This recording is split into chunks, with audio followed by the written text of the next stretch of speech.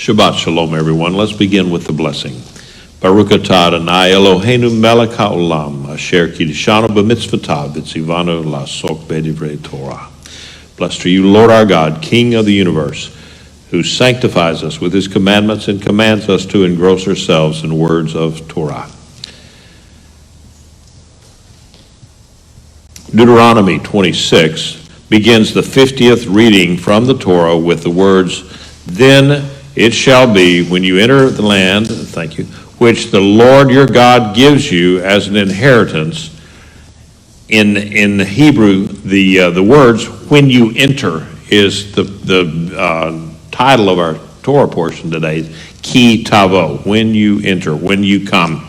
This Torah portion begins with laws regarding first fruits and tithes. It goes on to discuss covenantal renewal, after which Moses recites the blessings guaranteed to Israel for the covenant blessing and warns of the curses for apostasy.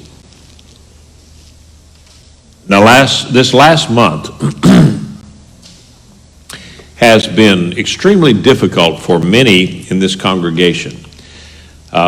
Some have lost loved ones. We've had 3 people associated with this congregation pass away within the span of 48 hours. Others have suffered serious illness. I count at least 8 or 9 that just in this last month have gotten the virus and have been sick. Some have experienced financial losses. And then, there's probably some catastrophes that are out there that you haven't shared with me. And so what do we do when we have hard times in our life? That's going to be the theme of what I'm going to be talking about this morning. What do we do when we face hard times? Now, what if what happened to Job happened to you or me? Now, I mean, like right out of the blue. Job was a righteous man, holy man, and then like a bombshell, he experienced a lot of things.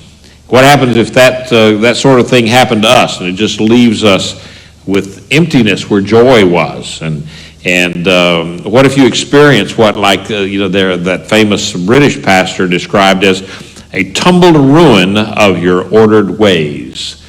I like the way the Brits sometimes can come up with a turn of a phrase. A tumbled ruin of your ordered ways. We, any of us, could any of us be able to say with Job, the Lord gives and the Lord takes away? That would be a tough one. What if we experience what happened to the prophet Ezekiel in Ezekiel 24, 16 and 17, where one day the Lord comes to him and says, "Son of man, behold, I am about to take away the desire of your eyes with a single blow. Do not lament, do not weep, or allow any tears to flow. Sigh silently. Do not observe mourning for the dead. Keep your turban fastened, and keep your sandals on your feet. Do not cover your upper lip or eat the bread of mourners." Then Ezekiel says, "So I spoke to the people in the morning, and my wife died in the evening." To me, that's a tragic reading. I mean, that's a tough one. Really a tough one. God had his reasons, and he told Ezekiel, you're not to even mourn. If you do, do it silently. Now, how would we react? What if it becomes evident that at some point, our life is not going to be everything that we thought it was going to be? I think there's a lot of us that, the dreams that we had dreamed are not going to be a reality. The road that we travel is going to be steep and lonely. Or somewhere along the line, there's going to be a tremendous sacrifice, and that's going to be asked of us. Now, what if, like Rav Shaul, there was some hurt in our life, and it continued a continuing disability or weakness or a pain. And we may have asked the Lord to remove it, not once or not twice, but lots of times. And instead of removing the hurt, God just tells us, my grace is sufficient for you, for my strength is made perfect in weakness. Now, how am I going to react to that? What am I supposed to do? How's it going to affect my service for the Messiah? How am I going to handle the hard things in life? By now you're wondering, okay, just what does this have to do with our Torah portion? What's going on in the lives of the children of Israel? Now, if we look at this passage in context, we begin to see that there is some definite application here. We come to Deuteronomy 27. Israel is coming to the end of a very long journey. They had been in the wilderness for 40 years. Now, 40, a lot of times, what does that signify? It means a time of testing. Yeshua was in the desert for 40 days and 40 nights. He was tested for that period of time. And it's, some of us have been wandering around in the wilderness too for a long time. And they were at this point now, all of the naysayers had died off. There were no more of the people that said, no, we're not going to obey God and go into the promised land. All of them had died. All of that generation were gone.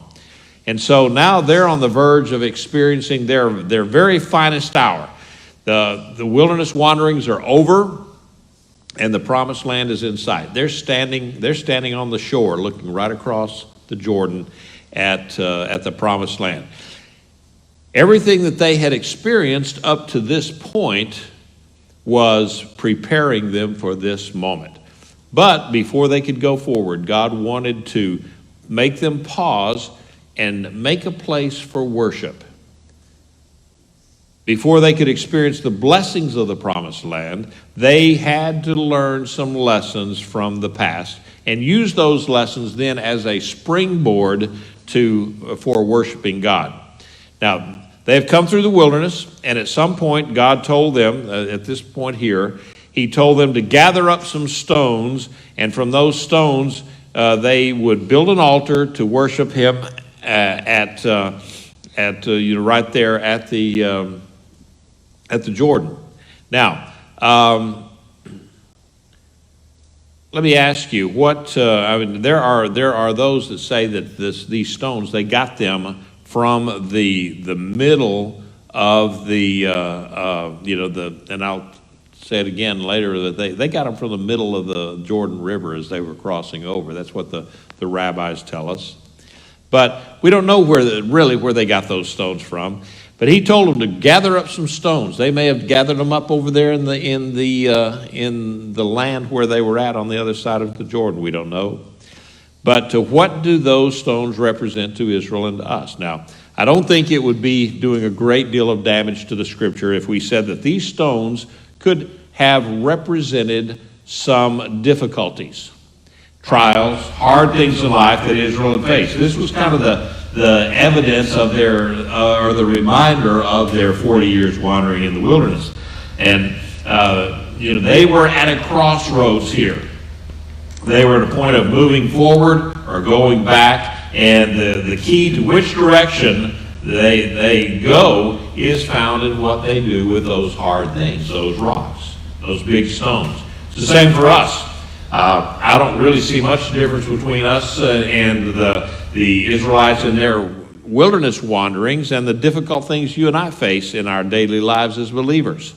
And I know some of us really, especially this last month, we felt like that we've been going through the wilderness.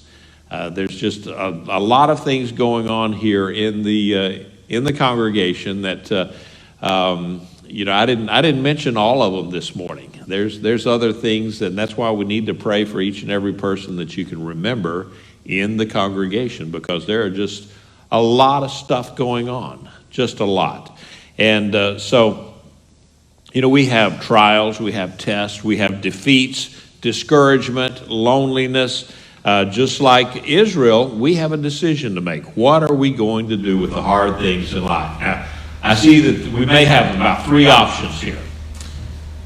We can put them in a sack and carry them as a man would carry a burden. We can pick them up and throw them at other people. Or we can use them to build an altar on which we can worship God. First of all, we can put them in a sack and carry them around as a man would carry a burden. Now, you're going to have to use your spiritual imagination, okay? You just crank up your imaginator with us.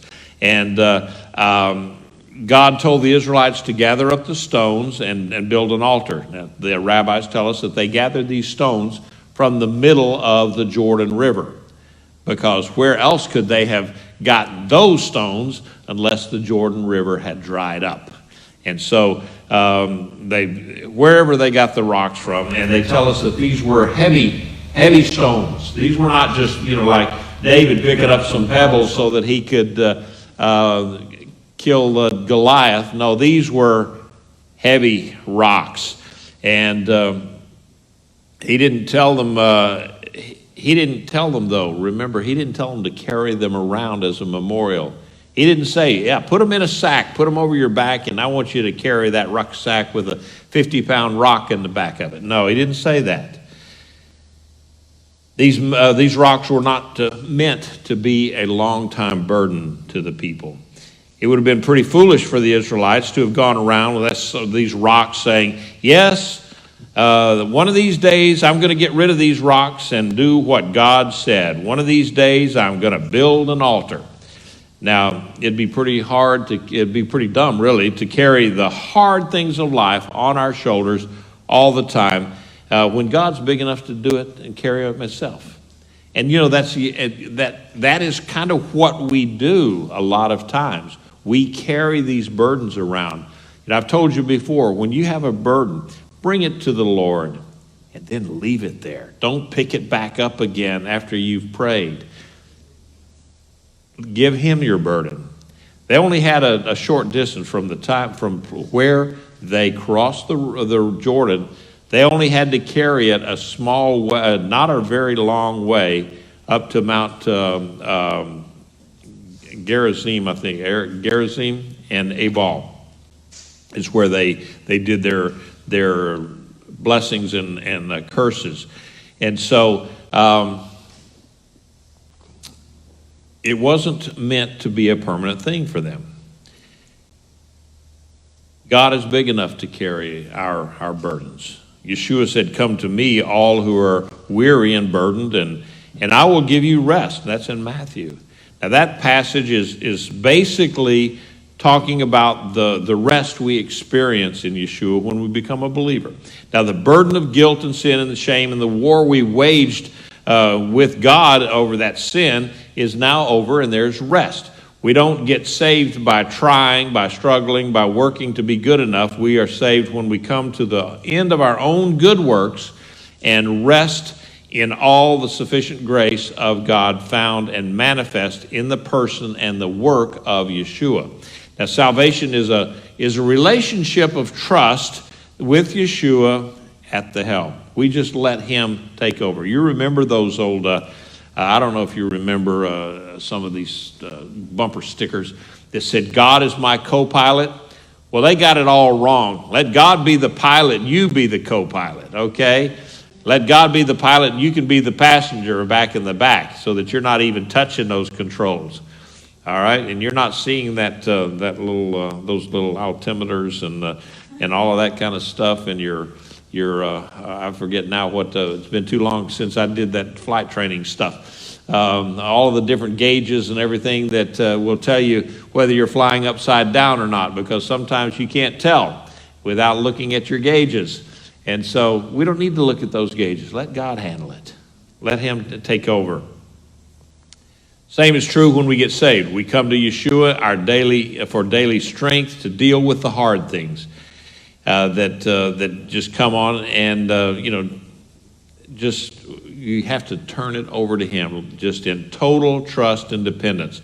The problem is, more often than not, we think we're better off handling our own problems than turning them over to God.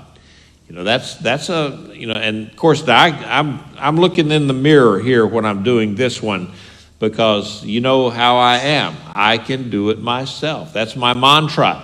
It's always been my mantra. Even as a little child, it was, I can do it myself. And so I have to step back sometimes and say, no, Lord, there's this one I can't handle. I cannot handle this one. This month has been one of those months that I just have to turn it over to the Lord and say, Lord, you have to handle this. I cannot heal this person. they're in a bad way. I cannot heal them. I can't heal anybody, ever. But God can. My job is to pray for them. That's your job too. He said, those are the signs that follow those that believe, and they'll lay hands on the sick and they will recover. Okay? That's one of the last things that Yeshua told his disciples before he left this earth. It was that, you're supposed to go out there and lay hands on people and pray for them, and they will recover. God gives us rest. He said it like this in Isaiah, here is rest. Give rest to the weary. Here is repose. But they would not listen. Now, God is trying to tell the people through Isaiah that, here is rest. In him, in Adonai, in God was rest. And to give rest to the weary. And rest, here is repose, or where you can lie down. But it said they would not listen. It's like God is offering his people an opportunity to find relief and the rest from their burdens, but that they are bearing, but they refuse to. They just want to hang on to those burdens. It's very easy to let the hard things in life weigh us down to the point that we become weary. Now, the word weary that Yeshua used carries that idea of working to the point of utter exhaustion. I don't know if any of you have ever done that before, working to just... Now, it's easier for me to do that in this stage of my life as a senior person, a seasoned citizen. I have to pace myself oftentimes. I can't go out and do the things that I did when I was 20 years old.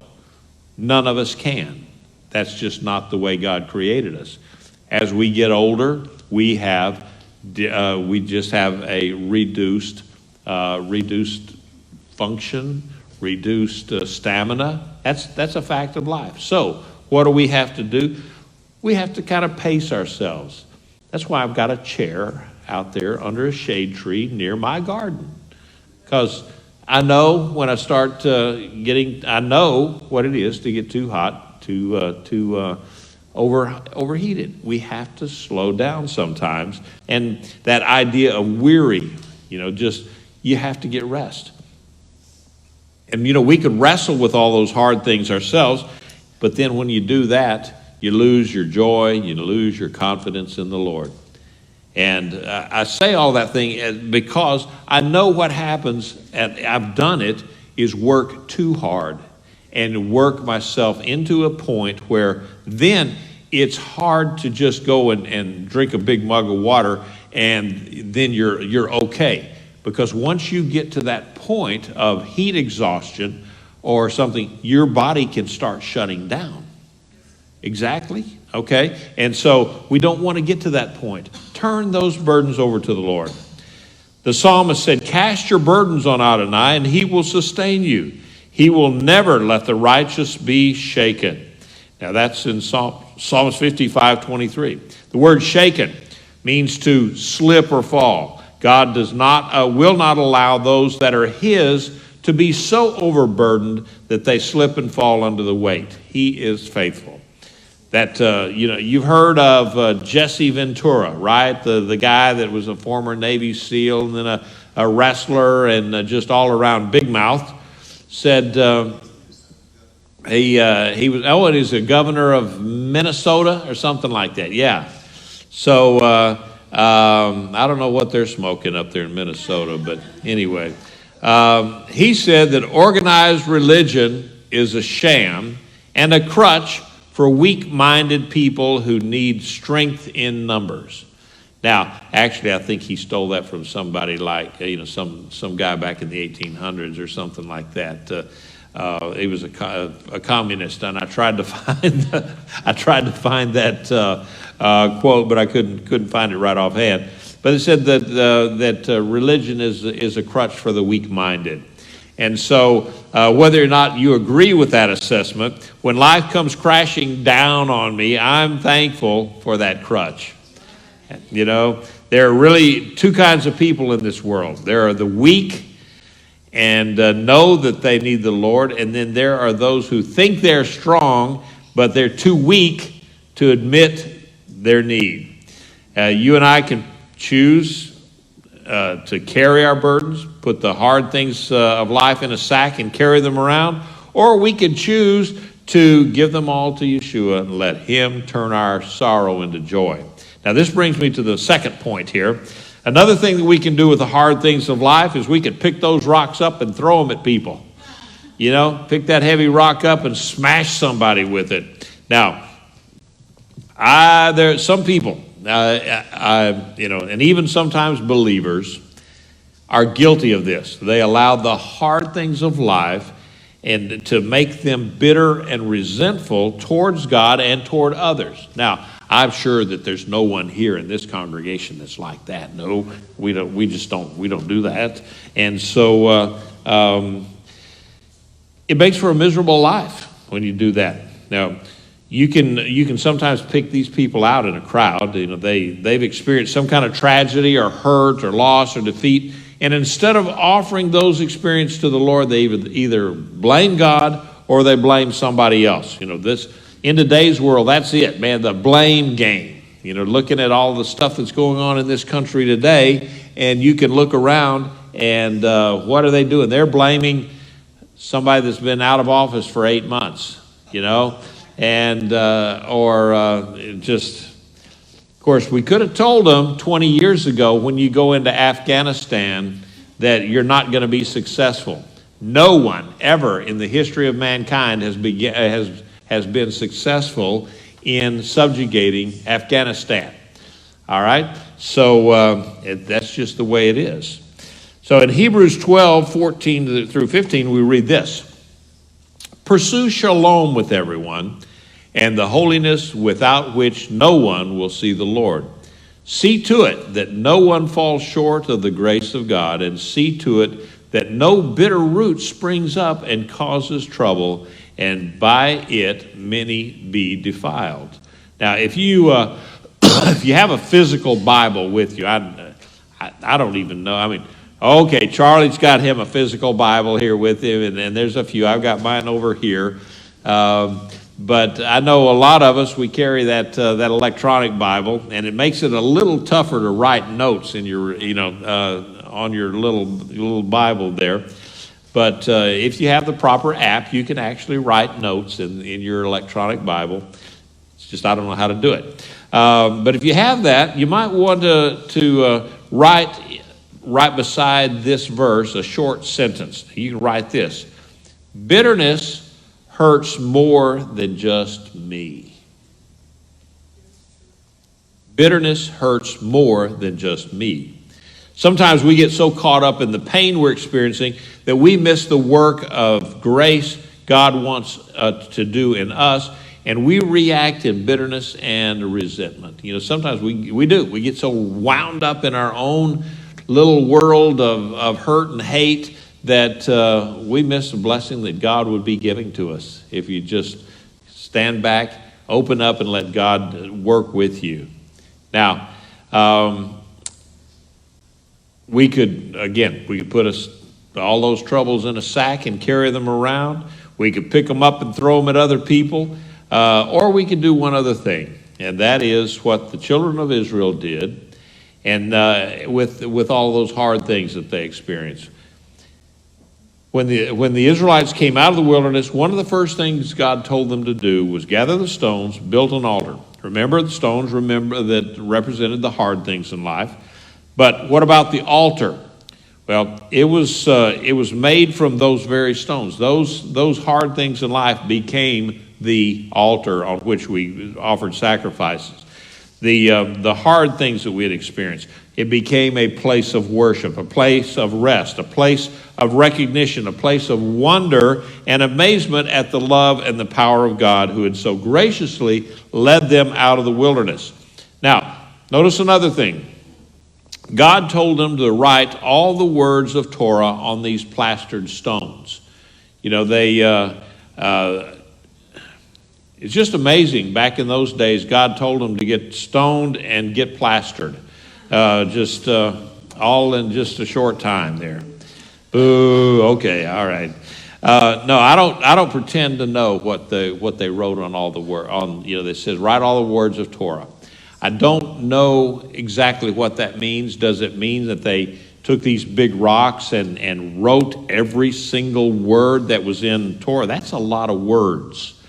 Or did it, and then on top of that, Rashi says, oh, and by the way, they were all written in the 70 languages of the nations of the world. Okay, I don't know what Rashi was smoking either, but the 70 languages of the world that on top of writing all the Torah. Now that would how could they have done that? So we don't know. And people argue. Preparing for this week, it was kind of fun listening to some of the different commentators, all the way from back, the Rashis of the world, and 1,000 years ago, and some of the others that they said, well, they said that it could be just the general theme of the law that they were talking about, and others said that perhaps the Ten Commandments. And it could have been that they what did Yeshua say were the greatest two commandments? One of them to love the Lord your God with all your heart, mind, and strength. Okay, and then the other one was to love your neighbor as yourself. Now maybe that's what they were supposed to write, because what he says, the Torah is all wrapped up in just those two commandments. You follow that, you're following Torah. And now that's one thing that's what Hillel says. Well, the teacher during right before Yeshua's time. That's what he said. That if you can do those two things, you got the Torah wrapped up. That's all there is. Everything else is just commentary. And so we don't know exactly what it was that they wrote, but he told them to write the words of the Torah on the stones, whatever that may have been. Now, there's something else that struck me on this, and that's what really was, I was trying to build this sermon on, just this aspect of it, and I will call it the bidirectionality of the Torah. Bidirectionality. Okay, now, maybe I'm making up a word. I don't know. Okay, the bidirectional aspect of the Torah. Let me explain it.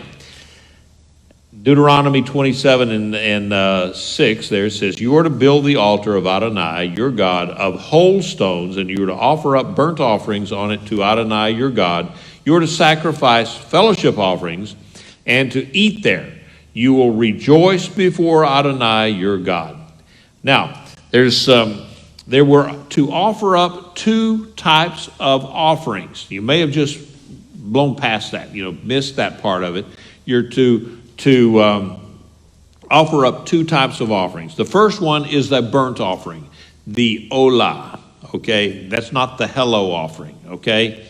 He's not saying the olah is not hello in Hebrew. It's to rise up. It's something that rises up, okay? And so it's the burnt offering. Now, what's the nature of a burnt offering? Leviticus 1 describes it as a total offering of the entire animal except the hide. You skin the animal, but everything of it, all the insides and everything, now a lot of times he says to take the intestines and so forth and take those out of the camp. On this one, he says, no, you skin the animal and you split it open and get it and cut it up, but then you wash it. You wash every part of it, the entrails and everything, you just wash them. You put that on the altar, that becomes the burnt offering. All right, everything. Now, and it was totally burned up. Just turned into molecules of smoke as they go up to the Lord. And what did the Lord say? That was a sweet-smelling aroma. God enjoys barbecue. See, I told you, he's part Texan. This was an offering to God, okay? Now that's the important part of this. That particular offering was to God. Then the other offering was a fellowship offering, or a peace offering. They have the same name. This offering was given to say thank you for God's unsought generosity, Or it could be given at the completion of a vow. If you took a Nazirite vow, when you completed that vow, you did an offering like this. And then it could also be a thanksgiving offering that you're thanking God for when you prayed for something and it happened. You know, your child is sick. You pray that God to heal that child, and God does heal the child. So you bring an offering to the Lord. Now, most sacrifices were not eaten by the one who gave the sacrifice. Most of them, it was if you brought a guilt offering, a sin offering, something like that, you did not eat of that offering, okay? Some of the priests could eat some of these sacrifices, not the burnt offering, because that was totally consumed, but the priests were the ones that ate the rest of them. And that was part of their upkeep and maintenance. But this one was a little different than in this peace offering. Only a small portion of the animal was actually put on the altar and burned up. The majority of the meat was to be eaten by the worshiper. And another thing that they said was, the Bible says that when you bring this, you don't bring just the meat, but you bring the gravy and the dressing and the vegetables and the fruits and the bread and all of the stuff that goes along with that picnic, and you bring it to the offering itself, and from that it becomes a full meal. The majority of this meat was to be eaten by the worshiper along with the priests. And also the poor and the needy were invited to eat these fellowship offerings. So we see that immediately upon coming into the promised land, God instructed Bnei Israel to offer up a sacrifice to him and a sacrifice that was to be spread out to everyone else, meaning that vertical and that horizontal direction. That's what I'm talking about, the bi-directional aspect of these two offerings. That's what struck me with these things, that God wanted them to remember him, but also with this other sacrifice, he wanted them to remember the people that were around him, around you, that you are responsible for them. You are part of their care and feeding also. So how do we handle difficult circumstances? We look up to the Lord and we look to our fellow man.